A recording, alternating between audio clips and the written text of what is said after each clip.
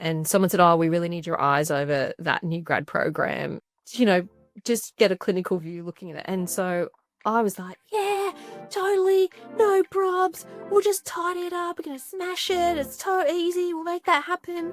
Anyway, of course, the owner of the program overheard me. And anyway, she was later found in a small office crying because I had said I was going to smash her program. So, yeah, just careful with what words you use, apparently, when you get enthusiastic about stuff. Even if you're getting enthusiastic about leadership programs and capability programs, maybe don't say you're going to smash them because people can misinterpret those words. The words really matter, hey?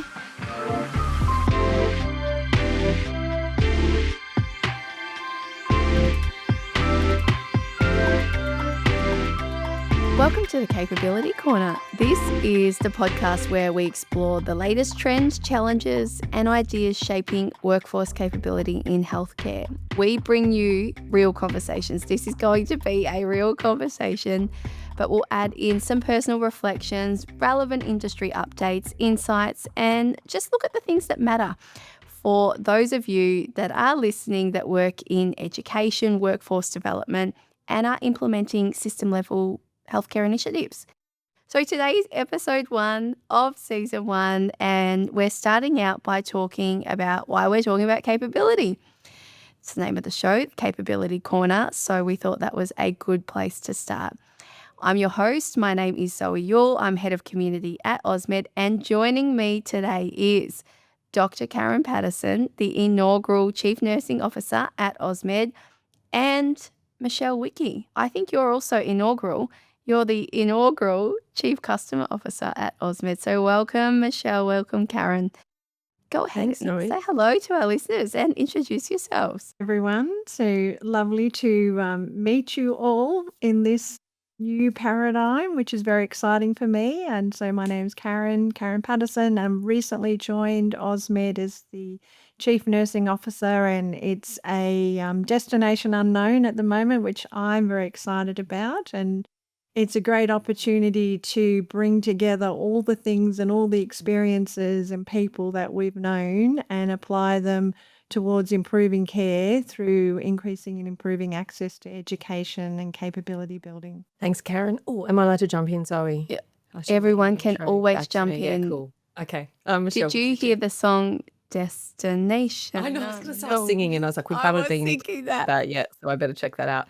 Anyway, Chief Customer Officer at AusMed. You're right, it is the inaugural, which is exciting, but it's getting a bit old now, 2.5 years, I think, coming up to. But I'm super excited to be here. I'm super excited that it only took me 37 minutes to set up my mic. I'm super excited that in that time I took a customer call, despite the fact that really I should have been being present. And I'm super excited that Zoe has prepped such an awesome episode for us, and also that she's decided that there's a season 1, which must mean there'll be a season 2 or more. So hopefully we don't get cut after the first season. But it's great to talk about capability. This is where the workforce is going, and it's what's on all of my customers' minds at the moment. So really cool to have a bit of a chat about it.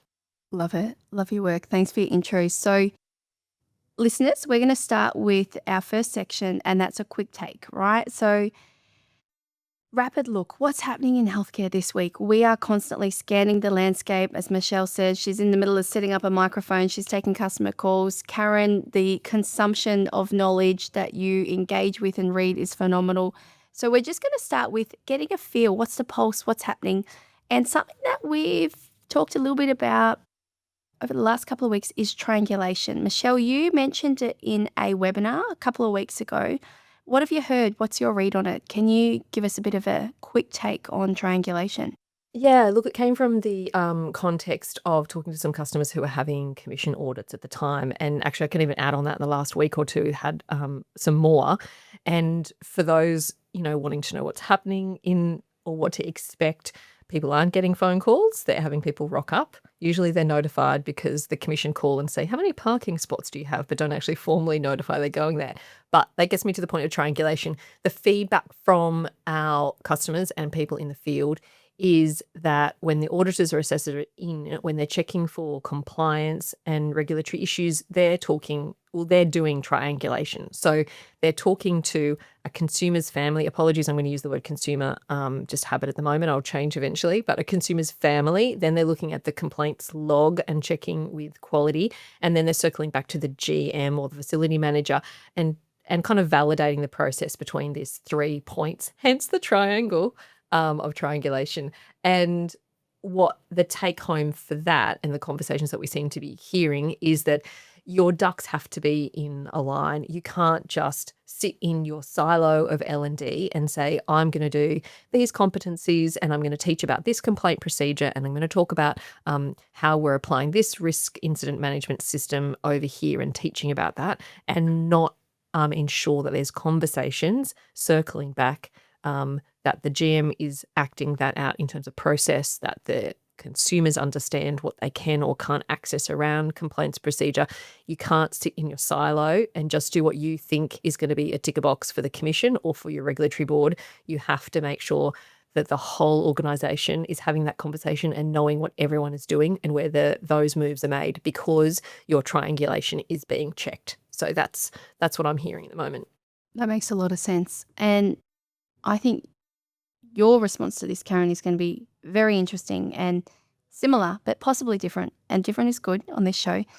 We were at the Australian College of Nursing Health Expo on the weekend, and you mentioned triangulation. Is that in the same context? Is it different? What's your take on triangulation, Karen? Thanks, Zoe, and it was fantastic to be there and to have the whole of Victoria in a room. So it was for me, who's from New South Wales, it was a great opportunity to actually meet all of the universities and education providers, and then also the local health districts and the local educators, and obviously And did you meet them? helped. Let's Yeah. just do a shout out to the world and say Karen Patterson worked that room. She was amazing. I've never been with anyone that I've worked with at a conference or an expo and had someone just so calmly, confidently, just, yeah, I'll go. And you just walked around and went and chatted to literally every booth. So anyway, we digress. So Were amazing, triangulation, coming back to that. When we are working in building capability, sometimes, we think we know what the consequences are, and then other times we don't. And if we are trying to communicate to other people about what is the impact of capability building, it's good to actually identify it through different perspectives.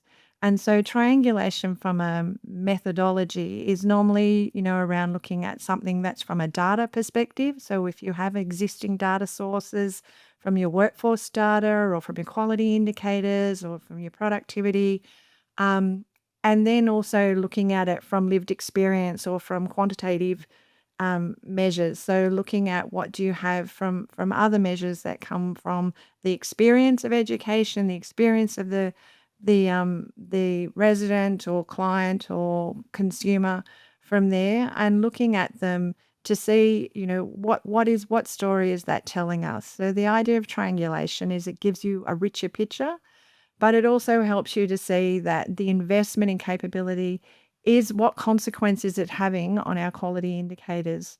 Knowing that through our quality indicators, that has a real lived experience on the people who receive care, as well as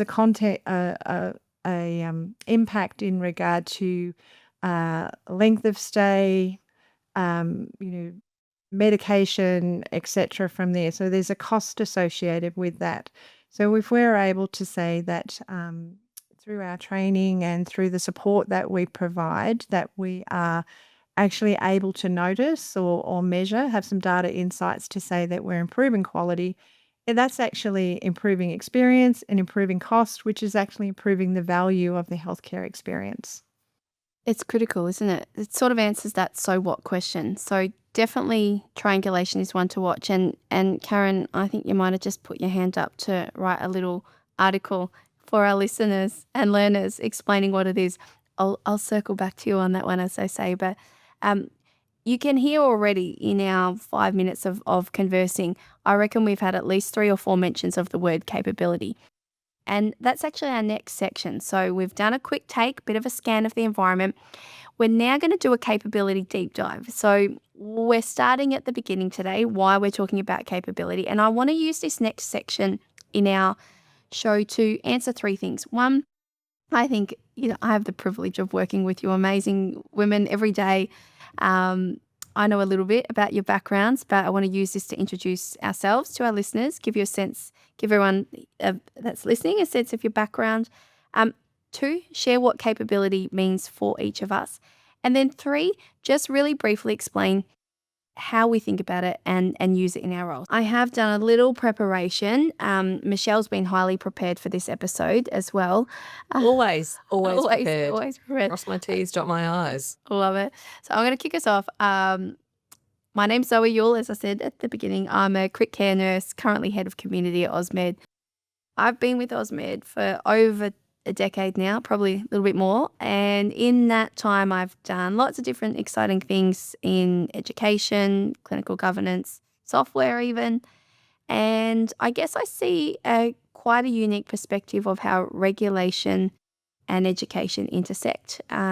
Speaking of regulation, this is a bit of a mouthful, accredited provider program director of the AusMed Education Learning Centre that is accredited with the ANCC, so the American Nurses Credentialing Centre.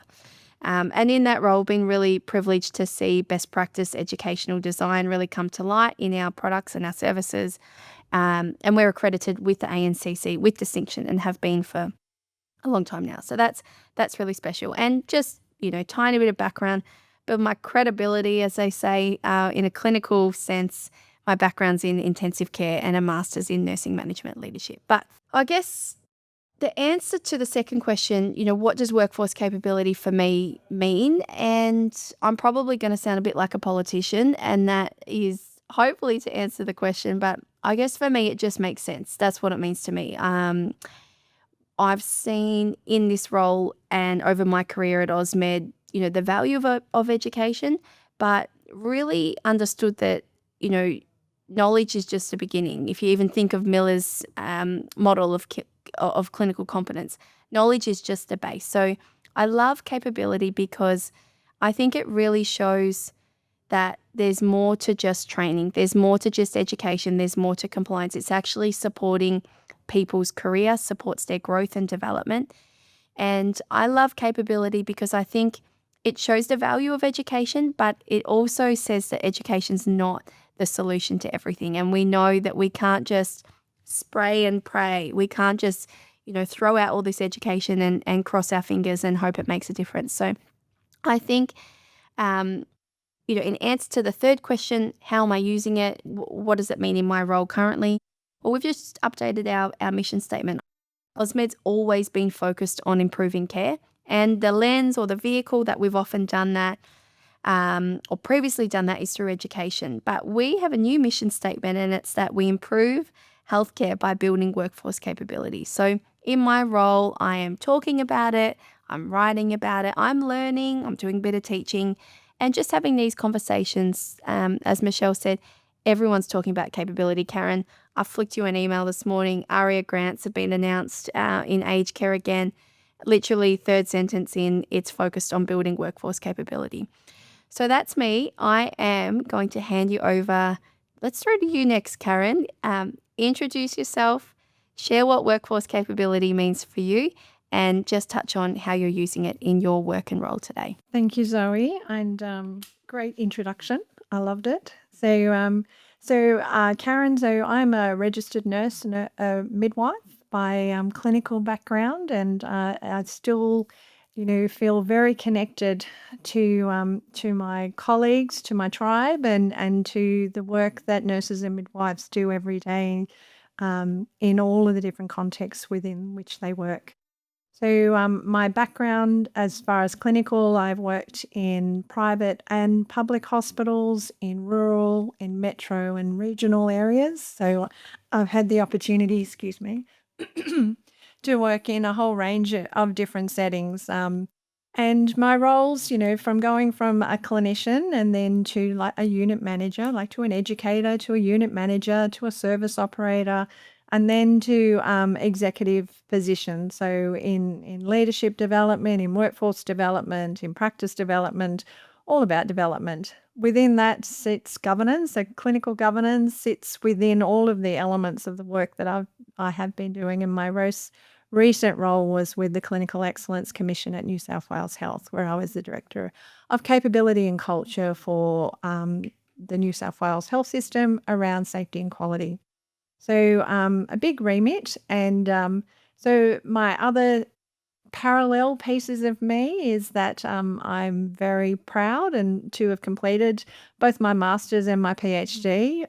Both of my research interest was around voice and agency. So my master's was looking at women's involvement in decision making for elective caesarean sections, which was such a privilege and a fantastic piece of work. And then with my PhD was looking at involvement, so for people living at home, self-managing their chronic conditions and their engagement with integrated health services. So again, it was about what mattered to them and how they measured their outcomes and their experience. So I've been really lucky that I've been able to apply from a research perspective, because I believe that brings the evidence back into our practice and then improves the outcomes and the experience of caring for all of us from there. On the other side of myself, from a more governance part, is that I am a member of the Australasian College of Health Service Management. I have the privilege of being a board director, and also from the New South Wales branch. I'm the immediate past president from there. So that keeps me busy from there. So when I think about capability, I suppose, if as you will get to know me from there, I think capability is very human attribute from there, and that excites me. I think every person is capable, and it's really important that every person contributes to the healthcare, to the healthcare context. And that, by that, I'm not just saying about those who are in the providing of care service, but also those who are in the receiving of care. So one of the magics of healthcare is that combination between the healthcare provider and that person receiving the care, and their carers and families around that. So capability, I see it as being about, what we know, what we can do in the application. And it's also about when to apply. And then it's very much about who. And the who is about you. So it's about, from a capability, there's a big element of capability is self-awareness. And it is about knowing yourself and what you're capable of and where you operate best in. And it's also understanding the person that you're working with, or the team that you're working with, and their individual and collective capability from there. And that's coming back again to the previous conversation where we talked about the value of healthcare, is that we can actually tap into. My bias is I do take a strengths-based approach, and I do believe that if we can tap into the strengths of everyone, we can then, the opportunities or the possibilities really increase from there. So being able to look from a, I suppose the beauty of the human system, which is what we work and care in, that humans are both vulnerable, they're curious, the possibilities are endless. So having an understanding of capability actually improves our opportunity to be innovative, but it also improves our opportunity to reduce the risk of harm, because we're always considering the interaction between the moving parts. So I can't remember what the end part was. No, I'm just taking it all in. I feel like I need to be making notes as you speak, Karen, because there's just so much expertise and experience. And thank you for sharing that really beautiful. Yeah, I think human perspective. People are at the center of what we do in healthcare. At on the receiving end, they are who we show up to work, and they're who we work with each day. So thinking about workforce capability, that's the enabler. This is the glue that holds everything together. So anyway, I digress. The third question, Karen, was how are you using it in your role? When you come to work at AusMed each day, how's capability showing up? The key part I probably see in my role at the moment is thinking about capability as a system, and thinking around how those elements come together, from How is providing training actually improving the capability? What is CPD and what is the learning event, and how does that then get applied into the context, and how do we then be able to learn from that so that we can actually continue to improve the resources that AusMed develops, but also improve their application into the workplace, which actually will improve the outcomes and quality of care that individuals receive. Fabulous. And we are very grateful, very excited, and really acknowledge it's a privilege to work and learn from and with you every day, Karen. So thanks for sharing a little bit about yourself and what capability means to you and your role with us. Over to you, Michelle Wicky. Well, I'm a registered nurse. I don't really like to say that anymore because people still ask you to have a look at this rash, inside their pants, and you're like, oh, it's not really my specialty anymore. So I don't tend to Because you were a sexual health nurse practitioner. Sure, but Just a background for those that are wondering I mean, where that example came sure. from. Like, even if you're not a sexual health nurse, people still ask you about the oddest things and overshare where their problems and ailments are, and you're just like, that's not my thing. I could show you a number of pictures on my phone that siblings and family members have sent me that you're just like, whoa, didn't need to see that body part. I think you should see a doctor. But look, I'm going to get a bit more specific. I went into nursing. I knew I wanted to be a nurse when I was in year 10, and I tried to convince my parents to let me leave school at the end of year 10 and go into enrolled nursing because I thought, well, I'm going to be an RN, so I'll just do enrollment first and then I'll go and do my RNs and that'll be great. They said absolutely not. You have to finish school. So I finished school and then I enrolled in a Bachelor of Nursing, and really didn't fit very well. I like to rock the boat. If you guys haven't noticed that, I like to push the boundaries. So I got a new grad. I got a part-time new grad, and as soon as possible convinced them to let me work nights because I hate bureaucracy and I hate anyone telling me what to do. And night shift is the best for just, you have your patients, you do your thing and you get out. And also there's something really exciting about driving home and thinking about snuggling up in bed while everyone else is getting out to go to work. True. So Optimist. that was really it. good.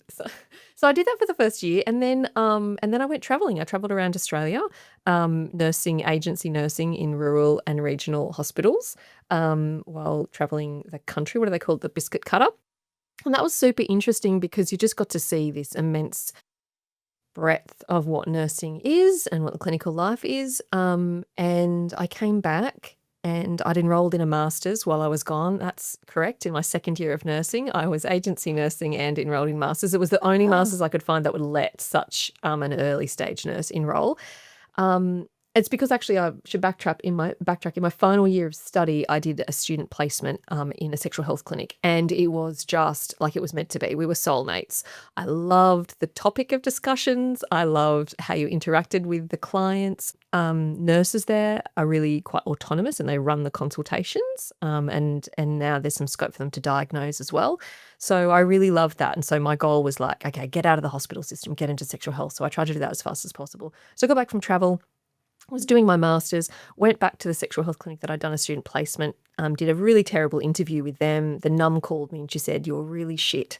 Do better at the second round, and can you focus on these elements? So then I went back in and she said, and actually we should tell HR about this because actually the reason she said I got the job. HR? Yeah, our HR, because it'll matter to them. Yeah, she said, and also maybe tell Will, just to reassure him. But the reason I got the job was because I beat out the other applicant who showed signs of racism. So super exciting that I was not the racist in the room and got a job in that specialty. Loved it so much, stayed for 7 years, got to clinical nurse specialist. And then people loved it so much they wouldn't go anywhere, so I couldn't really get anywhere. So that's when finally I decided to move out of the public sexual health clinic and I moved into a not-for-profit family planning.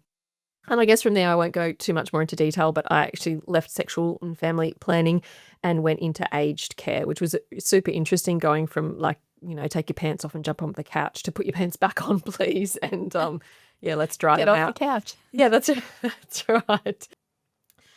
So I got into aged care and then got into kind of the corporate big aged care providers sector, and built on capability from there.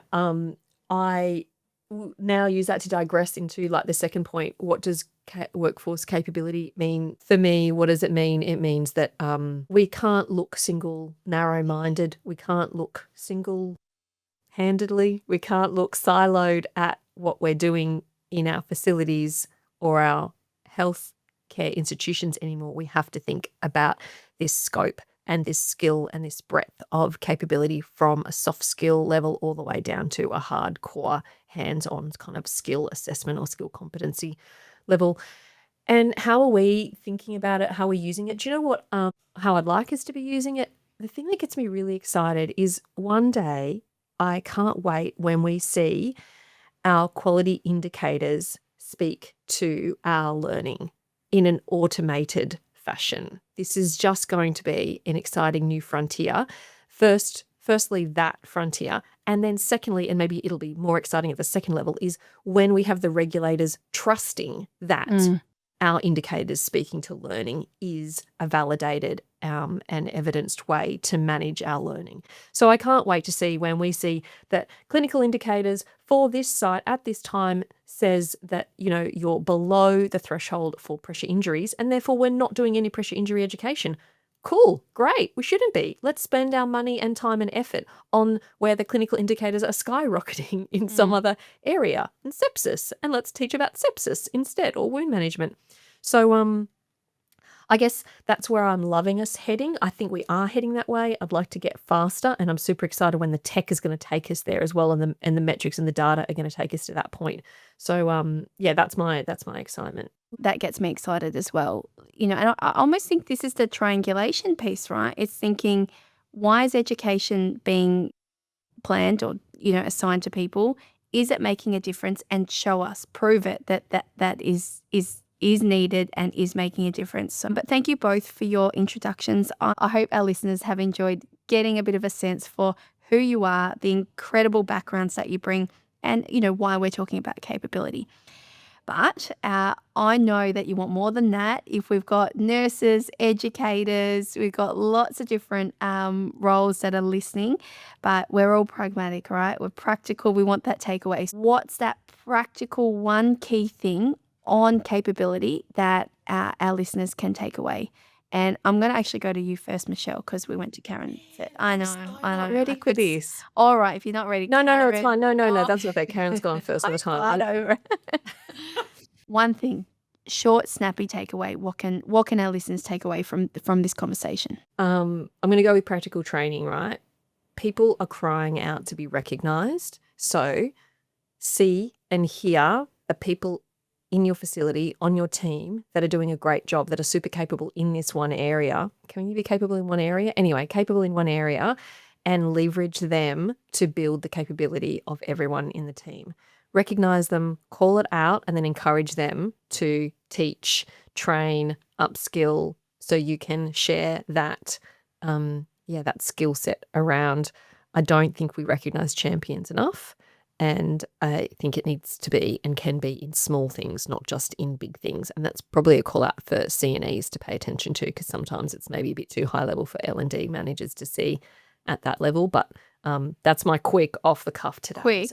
Quick. I love it. And I think too quick. Do you want me to wrap it on for longer? No, that was almost quick. Let's say it wasn't quick enough. Not quick enough. That's okay. Real time feedback loop happening here. No, that's okay, Michelle.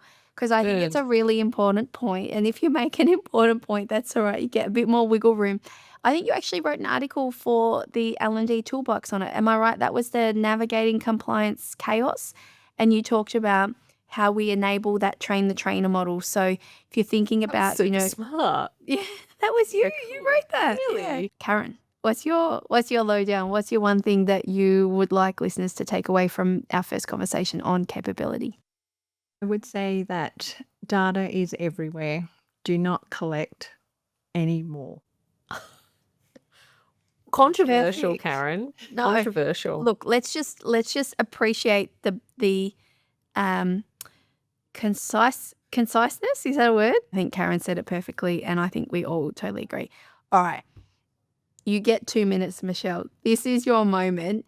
Our next section, we're almost at the end of this podcast, but I know our listeners are going to love this. No, don't build it up. Don't build it up. It's called Wicky's Rants, and it is 2 minutes of pure, unfiltered frustration. What is bugging Michelle? What's driving her nuts? What's grinding your gears? Wicked Wiki, because then I could really play with the naughty words. Wicked Wiki rant. That's a lot of alliteration. All right. Yeah.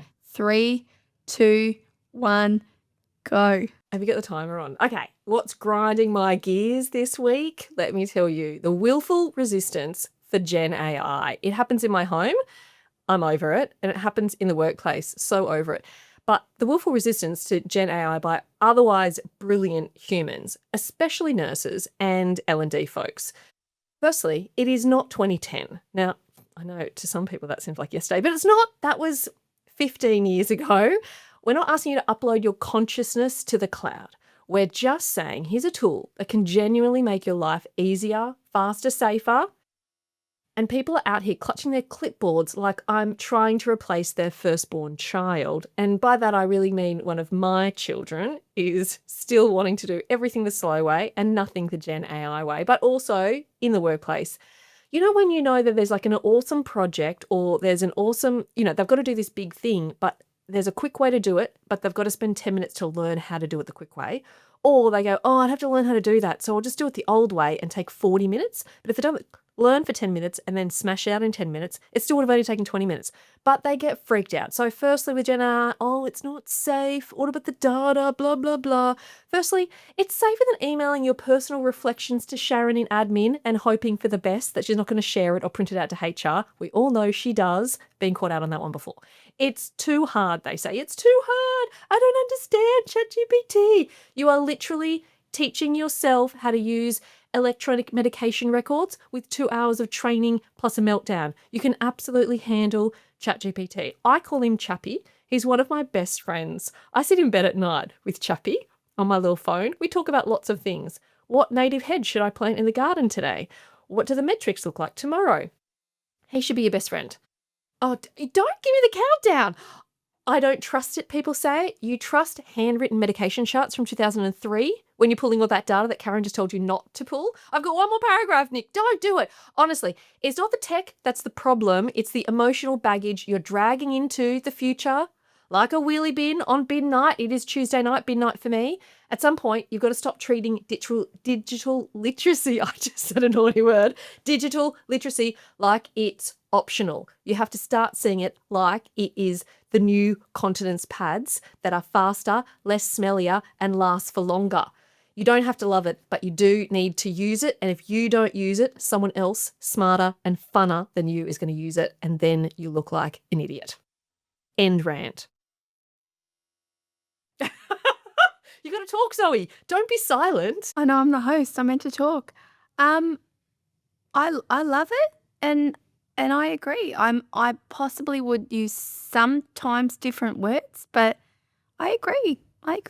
Yeah, I agree. The philosophy there. Thanks. Good. Oh, she's frozen, Nick. She's frozen. I know. Look out. We can move on to what's coming up. Which is what, Karen? What are the things that we have here that Zoe has prepared earlier for us? Before we wrap up, let's take a quick look at what's coming up in the OzMed world. Tuesday, the 8th of April, 1 p.m. Australian Eastern Standard Time. Webinar number 3, SACS series. What does SACS stand for? Am I back? Anyway, she's got demonstrating WC in audits, which I'm loving that everyone's using WC. I'm not letting you talk yet now because you've been gone for too long. Why are we saying WC? We cannot call workforce capability WC because it just means water closet. We all know that's a toilet. So stop with the WC references. Now, Zoe, next. Am I back? Talk, Zoe. Oh, Yes. back. Oh, I just wanted the confirmation I'm back. All right, I won't use WC. I've heard we just purely talk workforce capability. SACS, strengthen aged care standards, Michelle. Yeah. No one's using that acronym, by the way. I know. Zoe. No one's saying when the SACS come in, It's like Have I your updated English. my training plan for SACS? Yeah, Like, I know. All no. right, got to get with the lingos. If there's a burning workforce capability question on your mind, let us know. Reach out to us, podcast@osmed.com.au. Follow us on LinkedIn for more insights and updates, and subscribe to the L&D Toolbox, where you'll find lots of articles, as Karen said, thought leadership pieces, resources, practical guides on this big topic. That's it from us today for our first episode of the Capability Corner. Thanks for joining us.